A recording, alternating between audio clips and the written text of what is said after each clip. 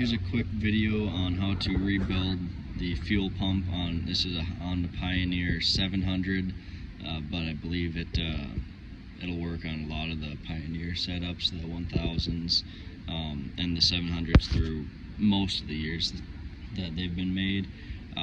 This kit is from All Balls. It came with a pump, a new pickup filter, O-ring.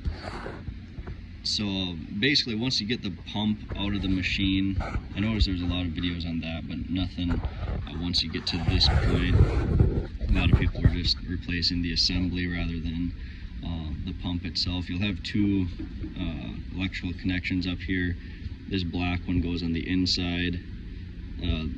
This is for the pump. And then there's a little light brown connector there. That's for your fuel tank level sensor.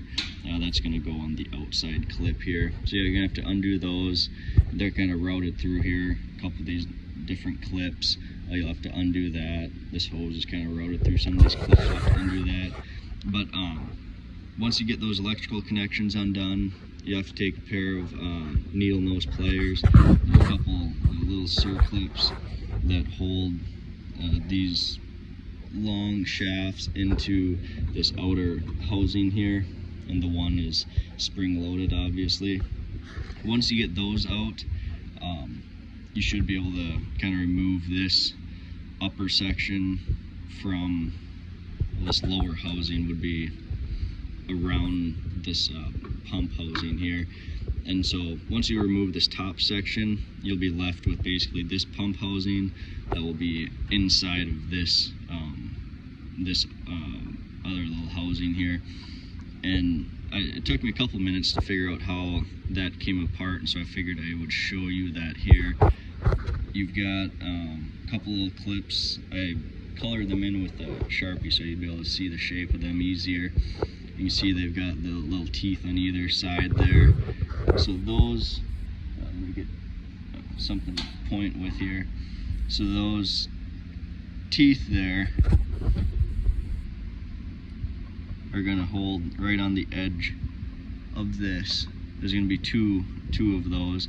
And then this little keeper here keeps those teeth from, I guess, I don't know if this piece here is really necessary, but I guess it would keep them from possibly popping in and loosening up.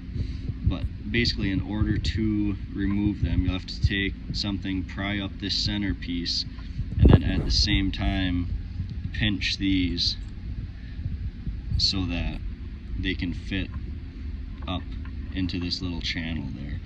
I actually found it easiest to just do it with pry up on it with my fingernail, and then use a pair of needle nose pliers to compress those little teeth and then slide it up. That's what worked best for me, but you might be able to get, if you have a second guy, that'd be handy. You could have one guy just hold a flathead screwdriver underneath that tab and then just pinch the other little teeth.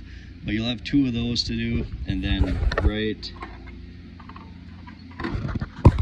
next to your level sensor here, there's another little piece there. That's just a standard little clip. Just pry up on that and the whole thing will pop out of there. And then at this point, basically all that's left to do, you'll have to undo this little clip here. That's also just clips onto the outside of the housing here. Just pry up on it, it'll slide right up. And then this bottom section, same thing. Looks like there's three little clips. Just pry up on them, and this whole housing or pump should pull out of there, and then you can replace the filter, replace the pump, and then reassemble with it. Hopefully that helps you and gets you guys back on the trail. Thank you.